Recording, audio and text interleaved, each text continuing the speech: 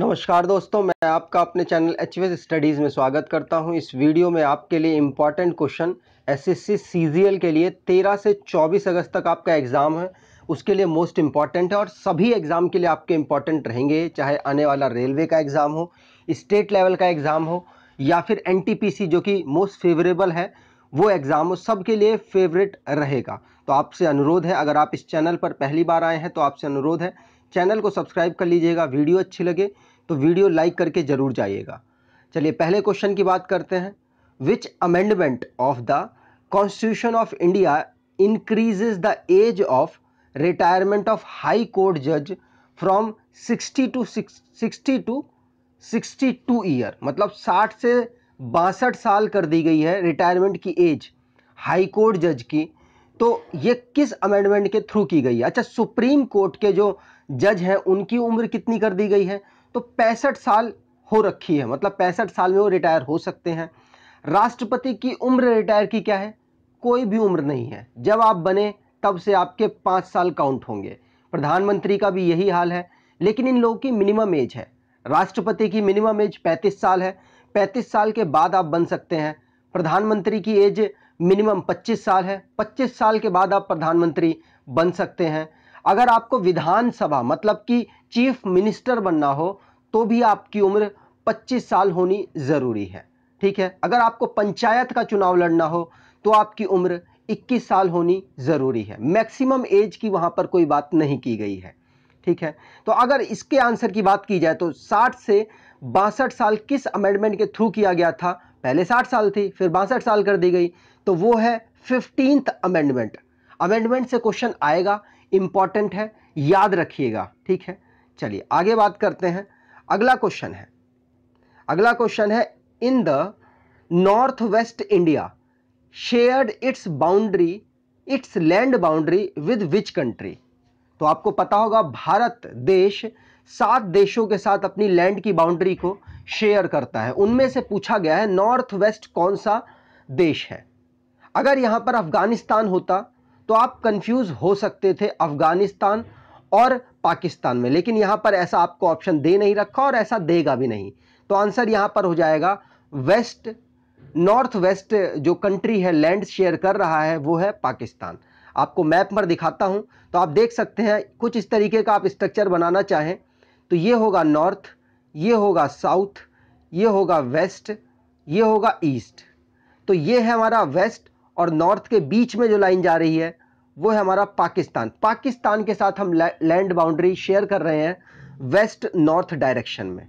अगर आपसे साउथ में पूछ लिया जाए तो लैंड बाउंड्री तो नहीं आप शेयर कर रहे, लेकिन वाटर से बाउंड्री आप शेयर कर रहे हैं किसके साथ? श्रीलंका के साथ। अगर ईस्ट की बात की जाए तो बांग्लादेश के साथ हम शेयर कर रहे हैं और म्यांमार, आप नॉर्थ ईस्ट भी इसको कह सकते हैं और ईस्ट भी कह सकते हैं, ठीक है। अगर बात की जाए प्रॉपर नॉर्थ ईस्ट की तो उसमें हम नेपाल के साथ बाउंड्री को टच कर रहे हैं और भूटान के साथ अपनी बाउंड्री टच कर रहे हैं। चाइना की बात करें तो ये नॉर्थ ईस्ट में भी आता है और नॉर्थ में भी आता है, दोनों बात आपको याद रखनी है। मैप के बारे में आपको रेगुलर करंट अफेयर में बताता रहता हूं, तो आप उस करंट अफेयर वाली वीडियो को फॉलो कीजिए, सवेरे सवेरे डेली आती है।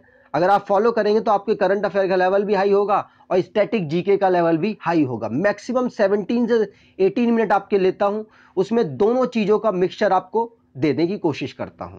चलिए बात करते हैं। अगला क्वेश्चन है potato and tomato brinjal and are 3 different species. ये 3 अलग अलग स्पीसीज हैं लेकिन इनका जीनस एक है, तो कौन से जीनस से ये बिलोंग करती हैं?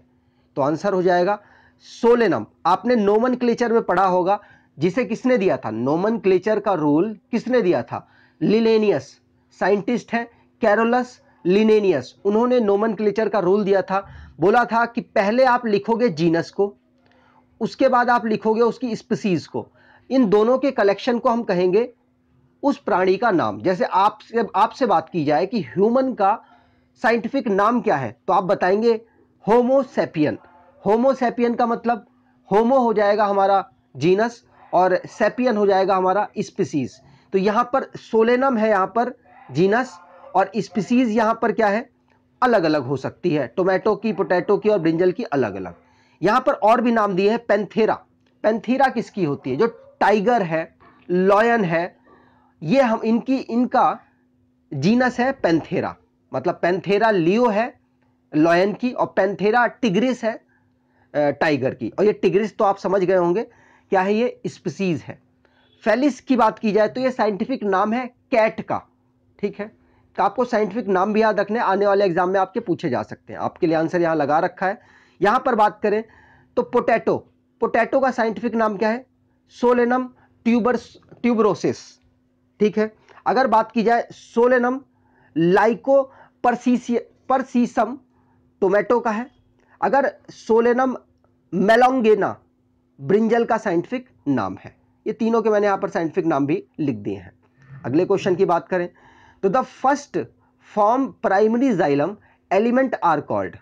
तो प्राइमरी जाइलम का पहला जो एलिमेंट होता है वो कौन सा होता है, तो आंसर हो जाएगा प्रोटोजाइलम। प्रोटोजाइलम होता है पहला प्राइमरी जाइलम का पार्ट, आप पार्ट कह सकते हैं उसको, उस टाइम पर कहा जाता है। उसके बाद ये 4 टाइप में डिवाइड हो जाता है। कौन कौन से हैं, मैंने आगे आपके लिए स्लाइड में लगा रखे हैं। जाइलम, यहां पर आप देख सकते हैं जाइलम आता है कॉम्प्लेक्स परमानेंट टिश्यू में। देखो प्लांट है, प्लांट टिश्यू दो ग्रुप में टूटा हुआ है, एक तो प्राइमरी और एक परमानेंट। प्राइमरी माफ कीजिएगा, मेरिस्टेम और एक परमानेंट। मेरिस्टेम में 3 है, एपिकल मेरिस्टेम, इंटरकैलरी मेरिस्टेम और लेटरल मेरिस्टेम। परमानेंट में 2 पार्ट्स में टूटा हुआ है, एक तो सिंपल है और एक कॉम्प्लेक्स है। सिंपल में यहां पर पेरेनकाइमा, कॉलेनकाइमा और स्क्लेरेनकाइमा 3 पार्ट में टूटा हुआ है। कॉम्प्लेक्स की बात की जाए तो जाइलम और फ्लोएम। यहां पर हम मेन जाइलम की बात करेंगे। जाइलम के 4 पार्ट हैं, ट्रैकीड, वेसल्स, जाइलम फाइबर और जाइलम पेरेनकाइमा। आगे यहां पर डिटेल में इनके बारे में बात करते हैं। तो ट्रैकीड हो गया, वेसल हो गया और जाइलम फाइबर हो गया, ये तीनों के तीनों डेड हैं। जाइलम में आपसे पूछा जाए कौन लिविंग है तो ये 3 डेड हैं, एक ही लिविंग है। कौन, जाइलम पेरेनकाइमा लिविंग है। आप देख सकते हैं डेड, इसमें भी आपको मिल जाएगा डेड, और यहां पर भी आपको डेड। ये है जो लिविंग सेल है जाइलम में। आपको ये बात याद रखनी, ये जाइलम का काम क्या होता है, पानी और मिनरल को रूट से और दूसरे पार्ट में पहुंचाने का काम होता है जाइलम का, जो कि ये प्रकार, जो इसके टाइप है, ये करते हैं, ठीक है। चलिए आगे बात करते हैं। यहां पर मैं आपको बताना चाहता हूं, हमारी एक ई बुक है, 2000 क्वेश्चन का कलेक्शन है। इसमें 4 सब्जेक्ट्स हमने कवर किए हुए हैं, 500 क्वेश्चन का कंपाइलेशन है। तो अगर आप इसको रिवीजन के तौर पर एक बुक चाहते हैं तो आपके लिए बेस्ट बुक होगी, और सिर्फ 99 रुपीज की है। फास्ट रिवीजन, अगर आपने कोई नोट्स नहीं बना रखे हैं तो आपको जरूरत भी नहीं है, सिर्फ 99 रुपीज की आप ये बुक खरीदिए, रिवीजन कीजिए, आराम से एग्जाम में जाइए। आप 80 to 90% क्वेश्चन यहां से आपके फंस जाएंगे। तो आपसे अनुरोध है इसको जरूर ले लें, आपको बेनिफिट मिलेगा आपके आने वाले एग्जाम में। आगे बात करते हैं। अगला क्वेश्चन है नेरीज पेरेंटीमा को अर्थवॉर्म कहते हैं, और हेरोडिनेरिया ब्लड सकिंग लीच इसको कहते हैं। ये एग्जाम्पल है किस फाइलम का, तो हमारे पास एनिमल है, एनिमल में 2 ग्रुप होते हैं, एक नॉन इन्वर्टिब्रेट, एक वर्टिब्रेट। तो नॉन इन्वर्टिब्रेट के यहां पर ये सारे एग्जाम्पल्स हैं, और उसमें भी ये कुछ पार्ट हैं, उसके भी कुछ ग्रुप्स हैं। तो उनमें किसके हैं, आंसर यहां पर हो जाएगा, डायरेक्टली आपको आंसर बता रहा हूं, एनिलिडा के हैं। जब ये हम डिटेल में पढ़ेंगे तो आपको सारी मतलब डिटेल यहां पर दूंगा। तो ये देखिए आपने आपके लिए लिख रखा है इन्वर्टिब्रेट, एनिमल का एक ग्रुप है इन्वर्टिब्रेट, उस ग्रुप में एक सब ग्रुप्स हैं। कौन कौन से हैं, आर्थ्रोपोडा जो कि सबसे बड़ा ग्रुप है। हमारे जितने भी ऑर्गेनाइजेशन हैं, जितने भी हमने क्लासिफिकेशन किए हैं एनिमल के, उसमें सबसे बड़ा ग्रुप कौन सा है, आर्थ्रोपोडा। मोलस्का 2nd नंबर का ग्रुप है, मतलब 2nd लार्जेस्ट ग्रुप है। इकाइनोडर्मेटा, उसके बाद एनिलिडा, और एनिलिडा की ही यहां पर बात की गई थी जिसमें अर्थवॉर्म वगैरह आपको मिल जाएंगे। निडेरिया और पोरीफेरा, प्लेटीहेल्मिन्थ्स और नीमेटोड, ये सारे इनके सब ग्रुप्स हैं। इनके बारे में जब हम कभी डिटेल में पढ़ेंगे तो बात करते हैं। चलिए आगे बात करें। अगला क्वेश्चन है in humans the sound is produced by. तो ह्यूमन में साउंड किस ऑर्गन से प्रोड्यूस होती है, आंसर हो जाएगा लैरिंग्स, जिसे आपने बचपन में एडम एप्पल भी कहा होगा। तो वही है आपका जो कि साउंड को प्रोड्यूस करता है, ठीक है, फ्रीक्वेंसी जनरेट करता है जिससे आपकी साउंड बनती है। आपको ये मालूम होगा 20 हर्ट्ज से लेकर 20,000 हर्ट्ज तक आप आवाज़ को सुन सकते हैं। ये भी क्वेश्चन मोस्ट फेवरेबल है। यहाँ पर बात की जाए तो यहाँ आप देख सकते हैं ये सांस की एक पूरी नली है जिसमें आपको लैरिंग्स मिल जाएगा। आपका गला जो सुझा देता है, आप यहाँ पे देखते होंगे, घुटते होंगे तो आपको महसूस होता होगा, तो लैरिंग्स है जो कि आपकी साउंड को प्रोड्यूस करता है। और उसके बाद यहाँ पर आपके गोल गोल छल्ले टाइप के ऐसे ऐसे छल्ले बने हुए हैं, उसको हम कहते हैं ट्रैकिड।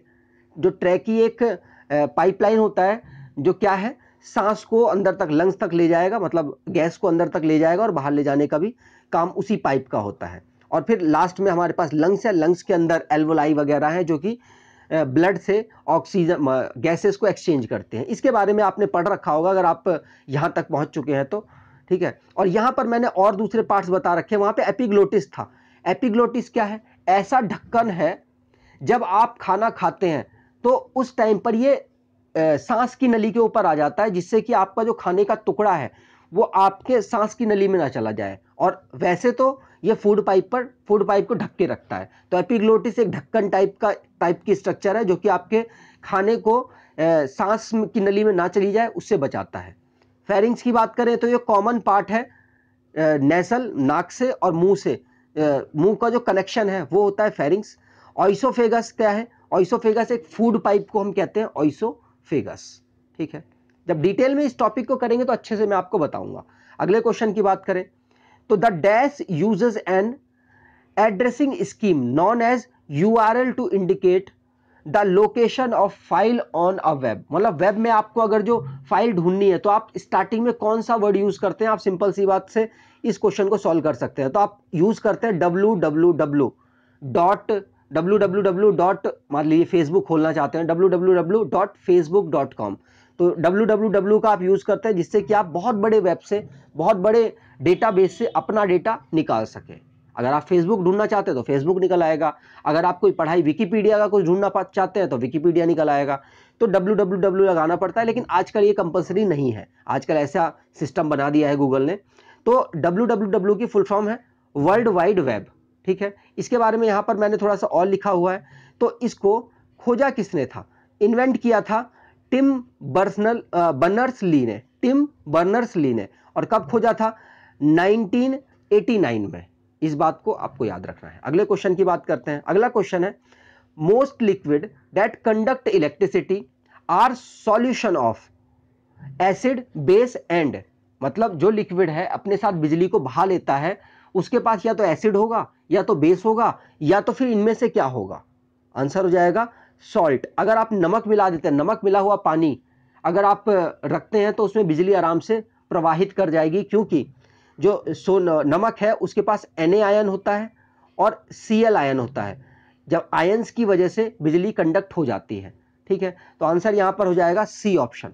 आगे बात करें, अगला क्वेश्चन है which base is present in milk of magnesia. तो मिल्क ऑफ मैग्नीशिया में इनमें से क्या होता है?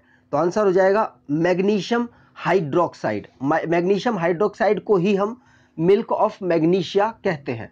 इसका काम क्या होता है? ये हमारे पेट के अंदर एंटा एसिड का काम करता है। मतलब एसिड अगर हो गया है, एसिडिटी आपको हो गई है, तो आप मिल्क ऑफ मैग्नीशिया ले लो, आपकी एसिडिटी गायब हो जाएगी। फंक्शन इसका यही है।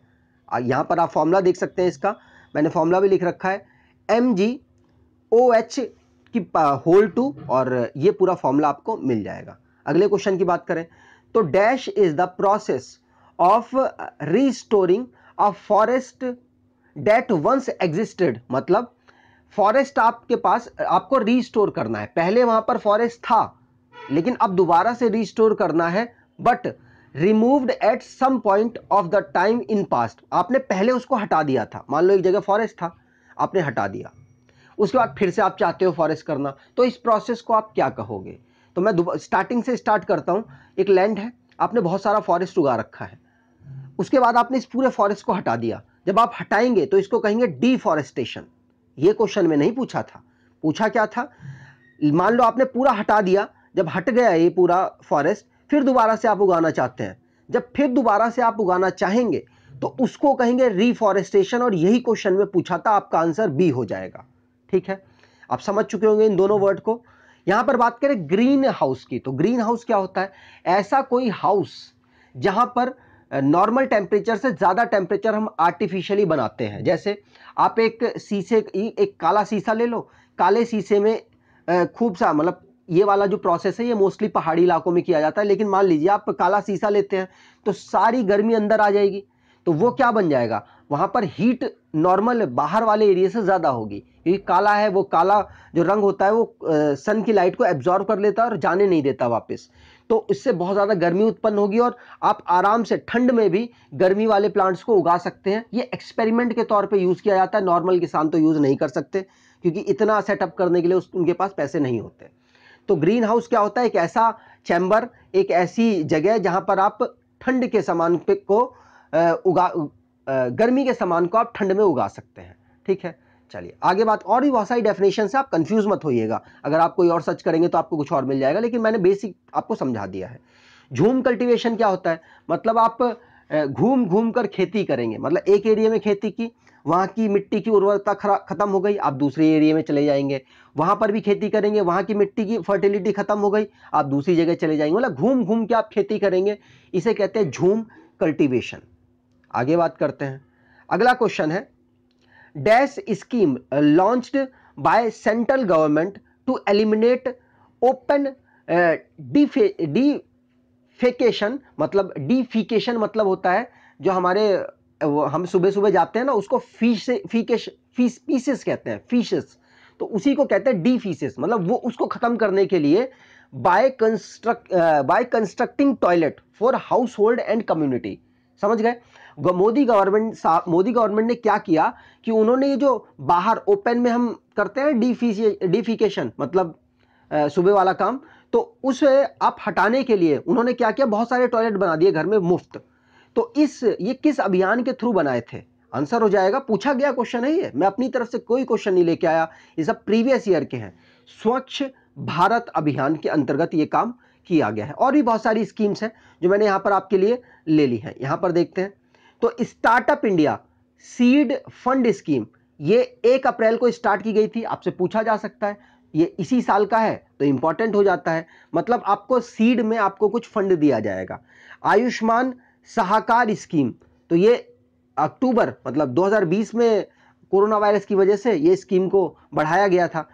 आयुष्मान स्कीम एक चल रही है जिसमें क्या आपको 5 लाख का बीमा दिया जा रहा है, आपके इंश्योरेंस किया जा रहा है मेडिकल हेल्थ से रिलेटेड, उसको ही यहाँ पर और तेजी से काम करने के लिए ये लॉन्च किया गया था। आगे बात करें, प्रधानमंत्री अन्नदाता आय संरक्षण अभियान, ये क्या है, ये 2018 से चल रही है स्कीम, और ये किसके, किसानों वगैरह के लिए यहाँ पर है।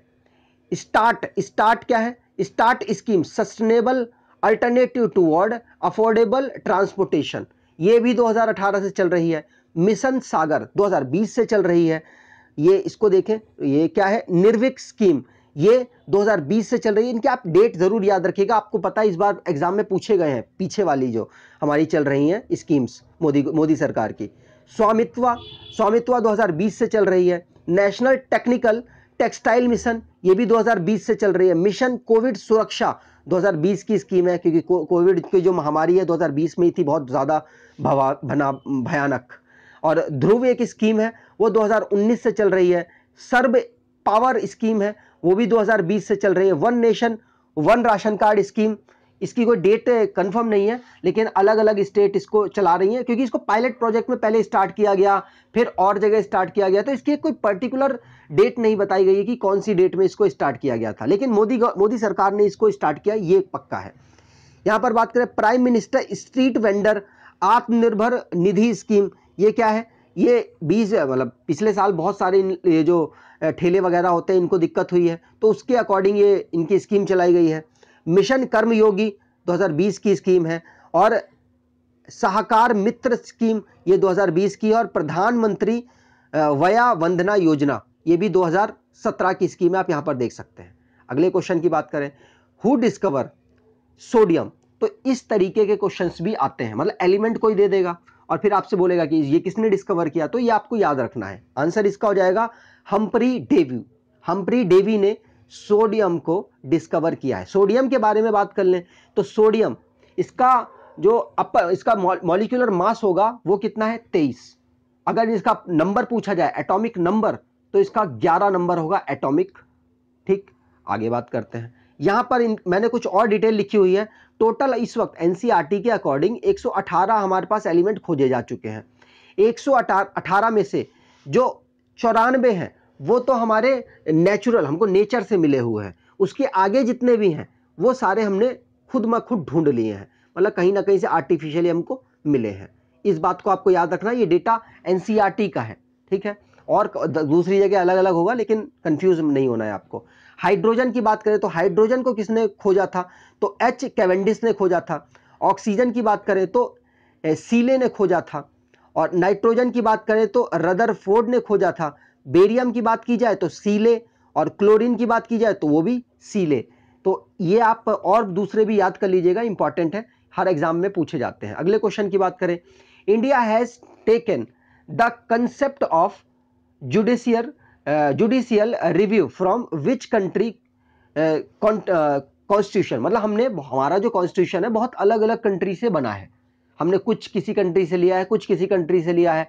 तो उसमें पूछा जा रहा है जो जुडिशरी रिव्यू है वो कहां से हमने लिया है, तो आंसर यहां पर हो जाएगा यूनाइटेड स्टेट। ए ऑप्शन आपका यहां पर सही है। ठीक है, यहां पर मैंने आपके लिए आंसर लगा रखा है, और यहां पर सारी मैंने किस देश से क्या क्या लिया है बहुत बार रिवाइज करा दिया है। मतलब ये आई थिंक 7वीं या 8वीं वीडियो है, इसी में मैंने ऑलमोस्ट 3-4 वीडियो में रिवाइज कराया कि मोस्ट इंपॉर्टेंट है। बहुत सारे एग्जाम्स में मैंने इसे देखा है। ऑस्ट्रेलिया की बात करें तो ऑस्ट्रेलिया से हमने जॉइंट सिटिंग और कंकरेंट लिस्ट ली है, दोनों इंपॉर्टेंट है। कनाडा की बात करें तो कनाडा से हमने क्या लिया है, एडवाइजरी जुडिशरी और सुप्रीम कोर्ट और अपॉइंटमेंट ऑफ स्टेट गवर्नर, ये हमने कहां से लिया है, कनाडा से लिया है। Federation with a strong centre, ये भी कनाडा का है। आयरलैंड की बात करें तो directive principle of state policy, nomination of Rajya Sabha के जो मेंबर हैं उनका, method of election of president, ये आयरलैंड से है। जापान से बात करें तो जापान को हटा देता हूं। इस्टेब्लिशमेंट बाय लॉ, मतलब एक प्रोसीजर, हम किस तरीके से लॉ को स्टेबल करेंगे, वो जापान से लिया गया है। सोवियत संघ से क्या लिया है, तो फंडामेंटल ड्यूटीज ली है हमने यहां से। आगे बात करें यूके से क्या लिया है, पार्लियामेंट्री गवर्नमेंट का जो भी सिस्टम है वो वहां से लिया है। और बहुत सारी बात ली है, जैसे सिंगल सिटीजनशिप, कैबिनेट सिस्टम, ये बाई कैमरल, जो जैसे राज्यसभा, विधानसभा, विधान परिषद, विधान सभा और राज्यसभा, लोकसभा, ये दो है ना यहाँ पर हमारे पास, तो ये क्या है, यूके से हमने इसको लिया है। यहां बात करें यूएस की तो फंडामेंटल राइट्स हो गया, इंडिपेंडेंस ऑफ जुडिशरी हो गया, इंपीचमेंट ऑफ प्रेसिडेंट हो गया, वाइस प्रेसिडेंट की पोस्ट हो गई, ये हमने यूएस से लिया है। ठीक है, यहां पर बात की जाए जर्मनी से तो suspension of fundamental duties during emergency, ये हमने जर्मनी से लिया है। साउथ अफ्रीका से अमेंडमेंट लिया है, मतलब कॉन्स्टिट्यूशन में हम क्या अमेंडमेंट कर सकते हैं, ये लिया है। और इलेक्शन ऑफ राज्यसभा कहां से लिया है, साउथ अफ्रीका से। आयरलैंड से लिया था नॉमिनेशन, राज्यसभा के मेंबर्स का नॉमिनेशन लिया है हमने आयरलैंड से। इलेक्शन लिया है हमने साउथ अफ्रीका से। फ्रांस की बात करें तो रिपब्लिक, और यहाँ की आइडियोलॉजी हमने बहुत सारी ली है, जैसे प्रियम्बल हो गया, ये हमने कहां से लिया है, फ्रांस से लिया है।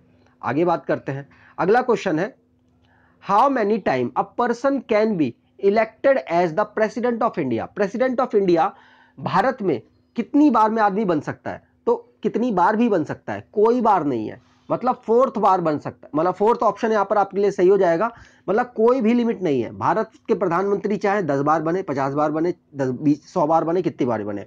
अमेरिका के प्रधानमंत्री राष्ट्रपति कितनी बार बन सकते हैं, तो भारत के तो प्रेसिडेंट की लिमिट कोई नहीं है, लेकिन अमेरिका के हैं, आप 2 बार से ज्यादा नहीं बन सकते। अगर बात की जाए चाइना के तो चाइना में भी अनलिमिटेड है, मतलब इनफाइनाइट टाइम। और अगर बात करें रशिया की तो रशिया के कितनी बार बन सकते हैं, तो रशिया के लगातार आप 2 बार तो बन सकते हो, तीसरी बार नहीं बन सकते। उसके बाद आपको दोबारा से अगर चुनना है तो आपको हटना पड़ेगा, और फिर उसके बाद दोबारा बन सकते हो, मतलब लगातार आप 2 से ज्यादा बार नहीं बन सकते। और अब तो उन्होंने बहुत सारे रूल चेंज कर दिए हैं, लेकिन पहले ये रूल अभी तक चल रहा है जो एग्जाम में पूछा जाता है। अगले क्वेश्चन की बात करें, अगला क्वेश्चन है, सरदार वल्लभ भाई Patel was the leader of, answer हो जाएगा बारदोली सत्याग्रह के लीडर थे सरदार वल्लभ भाई पटेल, जो हमारे पहले गृह मंत्री थे। ठीक है, यहां पर बात की जाए सरदार वल्लभ भाई पटेल को सरदार की उपाधि भी बारदोली की जो महिलाएं थी उन्होंने ही दी थी। ठीक है, इस क्वेश्चन से आप इतना कुछ जान सकते हैं। यहां पर अगले क्वेश्चन की बात करें, the right portion of human heart receive blood. तो ह्यूमन हार्ट का जो राइट पार्ट होता है वो कैसा ब्लड को रिसीव करता है? तो आंसर हो जाएगा यहाँ पर इम्प्योर ब्लड को। जब हार्ट हम पढ़ाएंगे तो उसको बहुत डिटेल में आपको बताएंगे, लेकिन यहाँ पर देख लेते हैं।